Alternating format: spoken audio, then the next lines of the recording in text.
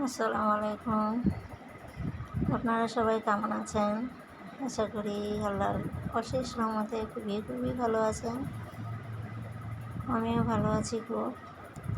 তো এই যে ভালো আছি তাই মনটাও খুব ভালো লাগছিল।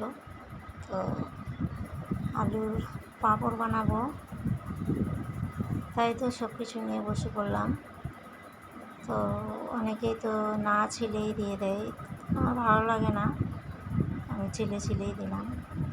ছিলে দিলে আলুটা একটু দেখতে সুন্দর লাগে। এবারে এই যে আলু ছেলা হয়ে গেল, কাটাও হয়ে গেছে। তারপরে ভালো করে ধুয়ে নিয়েছি, ধুয়ে বলতে ফেনাটা পুরো বের করে নিয়েছি। তারপর এতে দিয়ে দিলাম। তো যেগুলো ছোটো সাইজের ছিল সেইগুলো আগে আমি আলাদা করে সিদ্ধ করতে চাপালাম। সিদ্ধ করতে খুব একটা তো সিদ্ধ করবো না, জাস্ট গরম করতে হবে একটু। লবণ হলুদ দিয়ে দিয়েছি। ছোটোগুলো আমি আগে সিদ্ধ করলাম, পরে ছোটো সরু যেগুলো কেটেছিলাম, যেগুলো আলু ভাজা করে এগুলো কেটেছি, এগুলোও দিয়ে দিলাম। তো জলটা গরম হয়ে গেছিলো, তারপরে দিতে হচ্ছে। বেশি যদি আবার জলের মধ্যে বেশিক্ষণ থাকে তাহলে তো সিদ্ধ হয়ে যাবে, ভেঙে যাবে। ভেঙে না যায় সেদিকে তো আবার লক্ষ্য রাখতে হচ্ছে।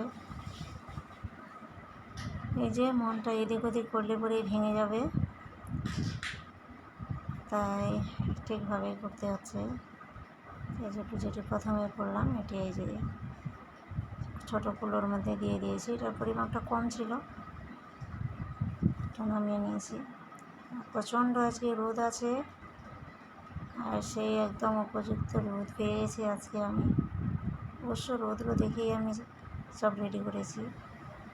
তারপরে আরও যে করেছি, একবারে তো সিদ্ধ হলো না, তো আমাকে 3-4 বারে করতে হলো একটু একটু করে।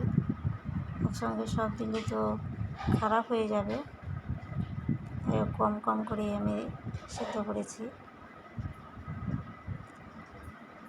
যে হলুদ আর লবণ দিয়ে এখন বড়গুলো ছেড়ে দিলাম। জলটা পুরো ফুটে গেছিলো, তারপরে দিয়েছি। তারপরে আবার ফুটতে টাইম নিচ্ছে। এরপরে এর মধ্যে 2 বার করে করেছি।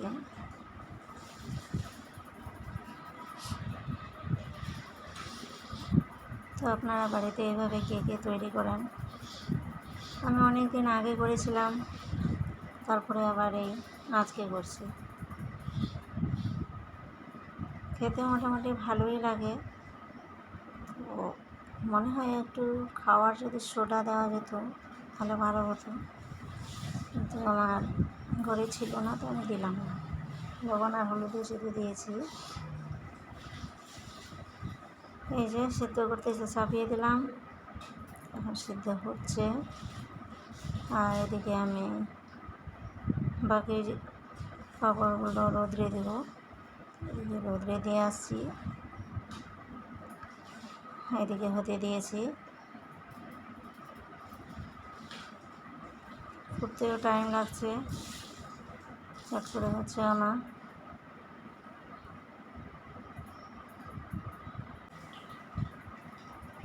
অনেক সময় বাজারে যেগুলো কিনে পাওয়া যায় সেগুলো তো ভালো টেস্ট লাগে খেতে, বাড়িরটা হয়তো ওই রকম টেস্ট করবে না, কিন্তু বাড়ির তৈরি করাটা একটু বেশি ভালো লাগে, এটাই। আর আমি শখ করেই আর কি বানাচ্ছি।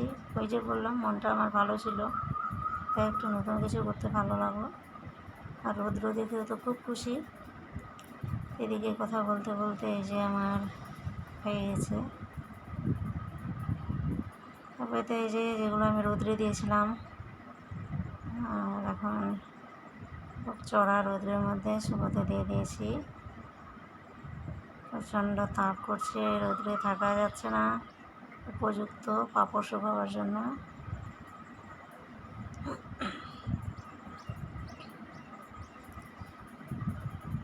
তারপরে আবার আমি দেখাচ্ছি, এই যে শুকানোর পরে দেখাই দিলাম।